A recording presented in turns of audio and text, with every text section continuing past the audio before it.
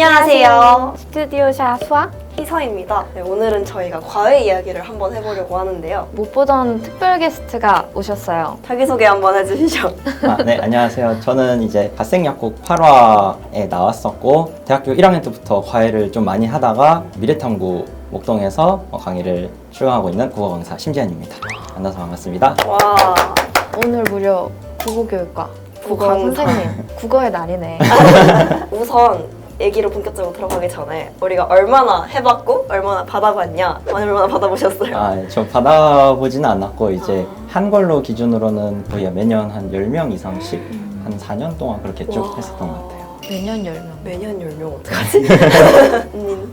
나는 주로 국어 과목을 지금 한 20살 때부터 과외를 했었고 받아본 거는 수학이랑 수학? 전 수학 과외랑 영어 과외를 받아봤고, 제가 영어 과외를 중학교 1학년 때부터 고등학교 3학년 때까지 6년 동안 한 선생님께 받아가지고 근데 그럼 진짜 가까울 수 있겠다. 선생님. 진짜 약간 사실 영어 선생님이라기보다 뭔가 멘토의 느낌이었던 것 같아요. 나만의 학습 코치 약간 이런 느낌. 저희 이렇게 다 과외 정말 해볼 만큼 해본 베테랑들인데, 그럼 우리 꽁쳐둔 이야기 보따리를 한번 풀어볼까요? 풀어보자. 네. 우리는 과외를 받아봤잖아. 언니는 왜 과외를 맞아. 받았어? 나는 내가 수학을 그때 좀 못했어. 근데 수학을 그때 선행학습을 하고 있었는데 그 내용을 내가 익혀야 되는데 그 와중에 질문이 너무 많이 생기는 거야. 이거를 좀 계속 질문하고 그걸 맞게 좀 답변을 해주고 내가 좀 헷갈려 하는 것 같으면 내 표정을 보고 계속 더 설명해주고 이런 선생님이 있어서 수학과외를 그때 받았던 것 같아. 나 같은 경우는 사실 나도 마찬가지로 수학과외를 받았다 했는데, 그때는 상위권에서 최상위권으로 올리기 위한 그 단계에서 92점, 88점까지는 어떻게 하겠는데 거기서 그 한 문제, 두 문제, 그러니까 내가 뭐가 문제인지조차 모르겠으니까 뭘 찾아서 들어야 될지를 모르겠어서 이걸 정확히 진단해주고 나한테 필요한 걸 알려주고 뭔가 내 사고의 과정을 면밀히 검토해줄 수 있는 과외를 받으려고 했던 것 같고, 영어 같은 경우는 처음에는 약간 기술적인 부분도 있었지만 갈수록 이제 바사삭 쿠크다스처럼 부서지는 수험생의 멘탈 때문에 제가 요즘 이런 것 때문에 힘들고 이런 공부 고민이 있습니다, 이런 식으로 같이 이야기를 하면서 멘탈 케어도 가능했던 것 같아서.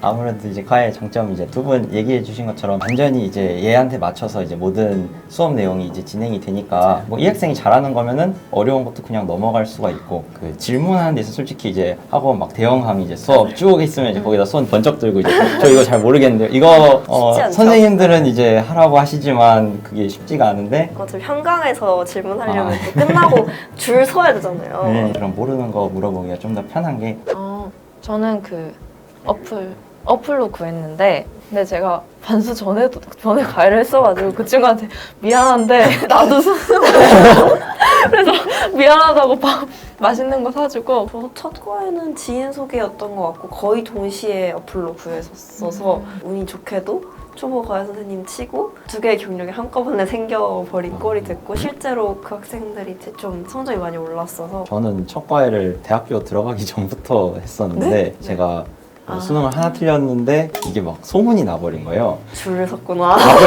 밥을 먹으러 갔는데 네. 일하시는 분께서 혹시 자기 아들 수업 해주면 우와. 안 되겠냐, 해야지.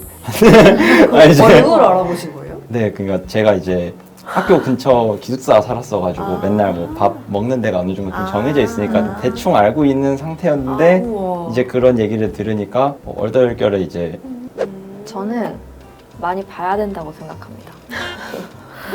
소신발언.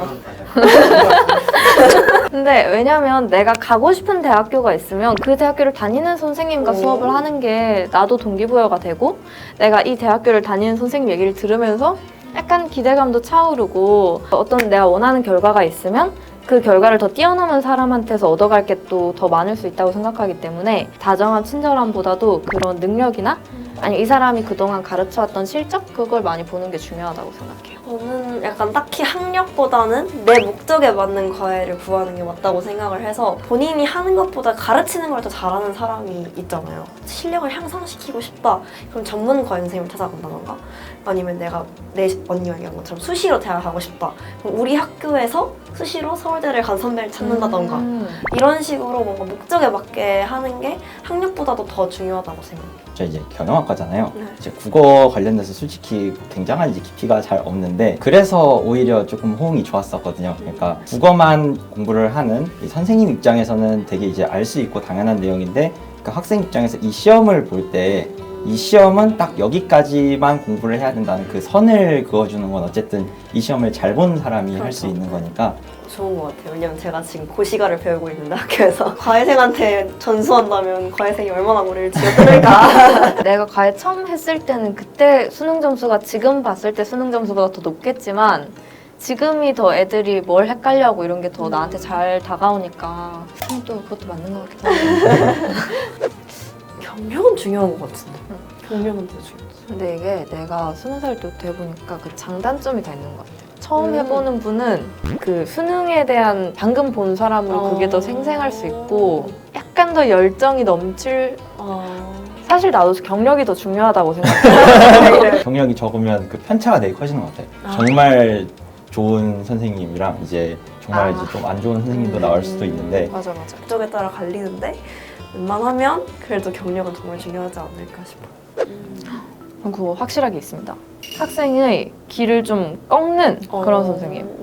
예를 들면 나 할 거야 이럴 때 그래 할 수 있어 이래야지 그래도 안 될 걸? 이런 식으로 하면은 왜냐면 내가 있다고 뭐 학생한테 자기 뭐 다른 선생님이 자꾸 이런다 이렇게 얘기를 하는 거야. 듣고 그런 선생님이 그건 좀 아닌 것 같다. 좀 학생한테 더 할 수 있다고 복돋아 주고 단점을 집어주는 것도 중요한데 장점을 정확하게 알려주는 것도 중요하다고 생각하거든요. 너무 학생의 길을 누르지 않고 가능성을 열어주는 그런 선생님이 좋은 것 같아요. 무책임한 선생님을 피했으면 좋겠어요. 와서 나는 시간 딱 채우고 나 오늘 2장 할 거고 이거 다 했으니까 뭐 닌 문제 풀어라 이런 거 간혹 있는데 저는 사실 그게 과외의 목적에 전혀 부합하지 않다고 생각하기 때문에 그럴 거면 그냥 차라리 그 선생님보다 잘 가르치는 인강을 들어라 약간 이렇게까지 얘기를 하는 편이거든요. 그 책임감 관련해서 이제 특히 시간이 되게 좀 중요하다고 맞아요. 생각하는데 그 수업 듣는 학생이 선생님은 왜 매번 5분 일찍 오세요? 이런 말 그래서 당연히 5분 일찍 와야지 하니까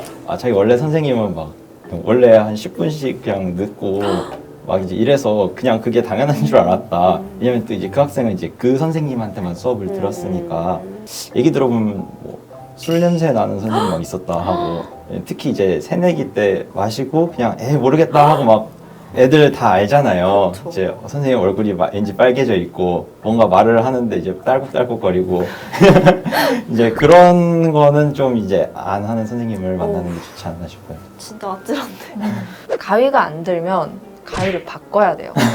그래서 과외 선생님은 어쨌든 간에 내가 고용하는 사람이고 뭐 선생님도 이렇게 가르쳐주는 맞아. 사람이지만 만약에 아까 얘기했던 너무 좀 안 좋은 선생님이라면 새로운 선생님을 더 잘 맞는 선생님을 찾는 것도 저는 중요하다고 생각하고 아니면은 좀 진짜 뭐든 물어봐도 되는 사람이니까 예를 들면 학원 선생님한테는 국어 과목만 물어봐야겠다는 그런 게 스스로도 생길 수 있잖아요.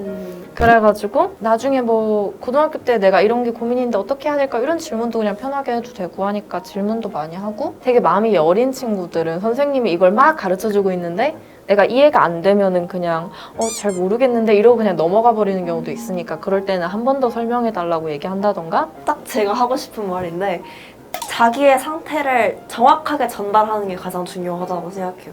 하다못해 숙제가 너무 많아서 예를 들면 저는 국어 과목을 가르치는데 이제 이과 학생이 지금 방학에 예를 들면 과학 선행이 가장 중요한 걸 제가 알고 있잖아요. 근데 국어 숙제가 너무 많아서 과학 숙제를 못 하겠다. 그러면 또 그것도 그대로 문제가 생기니까 정확히 저한테 얘기를 해주면 제가 뭘 뺄 수 있고 이거 뭘 빼면 안 되는지 제가 알고 있는 거잖아요. 그러니까 본인 임의대로 반만 하고 모의고사를 반만 풀어오는 이런 정확히 제가 양을 조정해 준다던가 아니면 이 상태에서 뭘 더 해야 될지 일러준다던가 이런 식으로 계속해서 변경할 수 있도록 본인의 상태나 문제점을 명확하게 전달하고 제가 과외 선생님을 하나의 도구로 생각을 해서 잘 활용할 수 있도록 했으면 좋겠어요.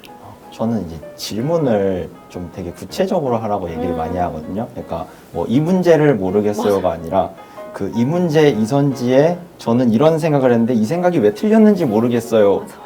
이거는 이제 이 학생만을 위한 수업이 들어가지는 맞아요. 거잖아요. 그러면 아무래도 수업 효율이 훨씬 더 좋아질 수밖에 없으니까. 근데 또 이거 내가 공부를 안 하면 근데 그런 질문이 절대 안 맞아요. 나오거든요. 그냥 맞아요. 이제 그냥 모르겠어요 하고 뭉뚱그려지니까 자기가 좀 최대한 공부하고 고민해서 그 모르는 것들을 정말 최대한 구체화해서 물어보면 딱 그 부분만 수업을 하면은 제일 좀 효율적으로 수업을 할 수 있지 않나 싶어요. 그리고 마지막으로 숙제를 좀 잘 해오시는 게 맞습니다. 저는 숙제 좀 안 해와도 괜찮다고 생각합니다. 저는 안 돼요. 본인이 공부하는 시간이 있어야 실력이 늘 수밖에 없다고 생각해요. 그쵸. 그래서 아니 근데 이게 뭐냐면 숙제를 잘 해오면 좋지만 또 못했을 때는 이 친구가 그만의 사정이 있지 않을까 생각하면서 너무 착하다. 안 돼, 안 돼, 안 돼. 편집해 주세요. 이게 시너지가 나는 거라고 생각해서 그렇죠. 숙제를 꼭 잘해오세요. 숙제 안 해오면은 아니 뭐 안 할 수도 있지. 근데 뭐 1년 더 할 수도 있지. 이제 뭐 숙제 안 하면 등급도 그만큼 타협이 되는 게 맞지 않겠어? 무서운데.